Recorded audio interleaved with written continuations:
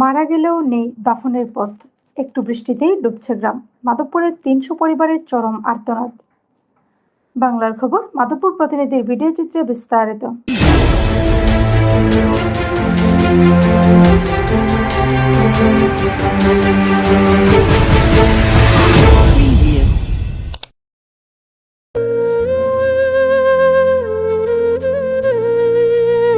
Digital যুগে বাস করেও একবিংশ শতাব্দীতে এসে কি কল্পনা করা যায় একটি গ্রামের মানুষ মারা গেলে তার মরদেহটি কবরস্থানে নিয়ে দাফন করার মতো কোনো রাস্তা নেই?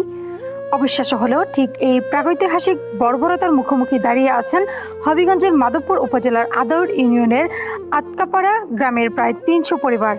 একটু বৃষ্টি হলেই যেখানে রাস্তাঘাট কাদার সমুদ্রের রূপ নেয় আর নোংরা পানি ঘরের দুয়ারে এসে জমে থাকে, সেখানে জীবদশায় নাগরিক সুবিধা পাওয়া তো দূরের কথা, মৃত্যুর পর শেষ বিদায়ের ন্যূনতম সম্মানটুকু হারাচ্ছেন এই গ্রামের বাসিন্দারা।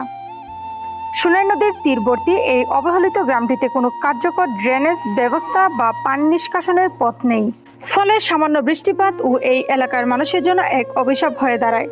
প্রতিদিন কোমলমতি স্কুল কলেজগামী শিক্ষার্থীরা বই খাতা হাতে নিয়ে নোংরা কাদা পানি মারিয়ে শিক্ষা প্রতিষ্ঠানে যেতে বাধ্য হচ্ছে। এলাকার কর্মজীবী মানুষ, প্রবীণ নাগরিক এবং অত্যসন্তা নারীদের জন্য এই পথ দিয়ে যাতায়াত করা এখন একটি মরণ ফাঁদের মতো, যেখানে পা পিছলেই প্রায়ই ঘটছে মারাত্মক দুর্ঘটনা।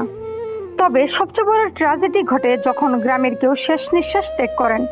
স্থানীয় বাসিন্দা বাসিন মিয়া ক্ষোভ ওপড়ে দিয়ে বলেন, আমাদের কবরস্থানের সুনাই নদীর পাড়ে।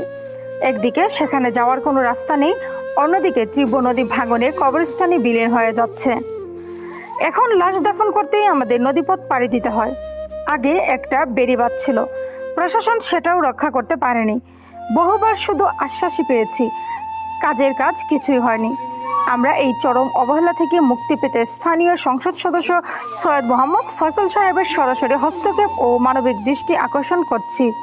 গ্রামের আরেক প্রবীণ বাসিন্দা গুলবাহার বেগমের আকুতি যেন পুরো প্রশাসনের গালে একটি চপেট আঘাত। তিনি চোখ মুছতে মুছতে বলেন, জনপ্রতিনিধিদের কাছে হাতজোড় করতে করতে আমাদের জুতো ক্ষয় হয়ে গেছে, কিন্তু আমাদের দুঃখ দেখার মতো কেউ নেই। আমার তো বয়স শেষ, মৃত্যুর আগে শুধু এই রাস্তার একটু উন্নয়ন দেখে যেতেই চাই। আর মৃত্যুর পর আমার লাশটা যেন অন্তত দাফনের জন্য সঠিকভাবে কবরস্থানে নিয়ে যাওয়া যায়, এইটুকু অধিকারও কি আমাদের নেই?